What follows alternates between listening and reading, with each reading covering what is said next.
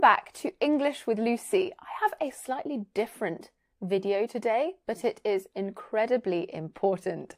It's about how to evaluate your own level of English and what it means when someone says, I'm A2, I'm B1, I've got B2, C1 level of English. So many people use these terms without understanding what they mean. So let's fix that. I will also show you what you can do to get to the next level. So we need to talk about the CEFR, the Common European Framework of Reference. It's divided into 6 levels: A1, A2, B1, B2, C1, C2.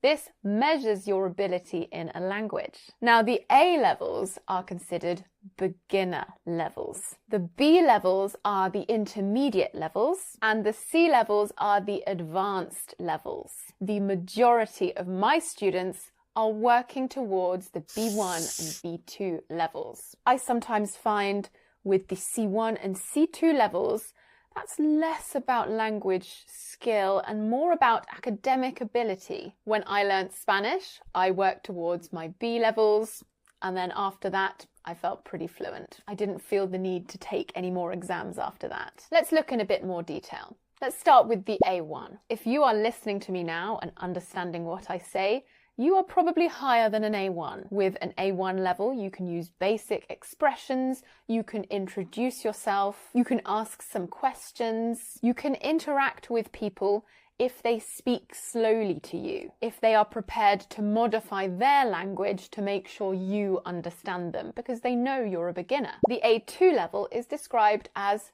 elementary. Lots of students get stuck at A2 and find it hard to move on to B1. With A2, you can understand frequently used expressions about common topics, about everyday life, hobbies, work, your local area. You can also talk about yourself, but in fairly simple terms. Now, let's talk about the interesting part, the B levels. As I said, the majority of students that I work with are working towards their B1 and their B2. Sometimes there's a sense of pride. People don't want to say they're working towards a B1 because they think they should be further ahead than that. But if you don't know the basics, you're going to struggle with the more advanced grammar and vocabulary. With B1, you are a true intermediate. You can deal with most travel situations. You can understand points related to hobbies, work, school, your local area, daily life. You can write about your personal interests. You can describe experiences,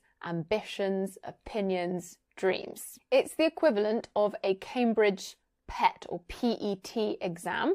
That's the B1 exam in Cambridge. It's the IELTS level 4 to 5. A B1 level of English is a really good level of English. If you are looking to achieve a B1 level of English, I have something for you.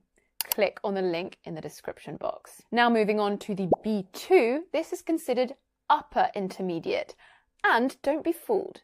To get a B2 in English is an incredible achievement. You can understand ideas in more technical texts. You can communicate fairly easily with native speakers without too much effort, without too much strain. People can understand you without too much effort or strain. You can respond to questions and conversations without having to stop and consider too much. It just comes naturally and spontaneously. This is the equivalent of a Cambridge First or FCE certificate. It's an IELTS level 5 to 6. Now let's move on to the advanced levels, C1 and C2. This is IELTS level 7 or the Cambridge CAE advanced exam. With this level, you can read long texts, long articles, you can understand conversations about complex subjects. You don't really have to think about vocabulary or grammar too much. You have a good enough ability to write academic texts. And that is why so many companies and universities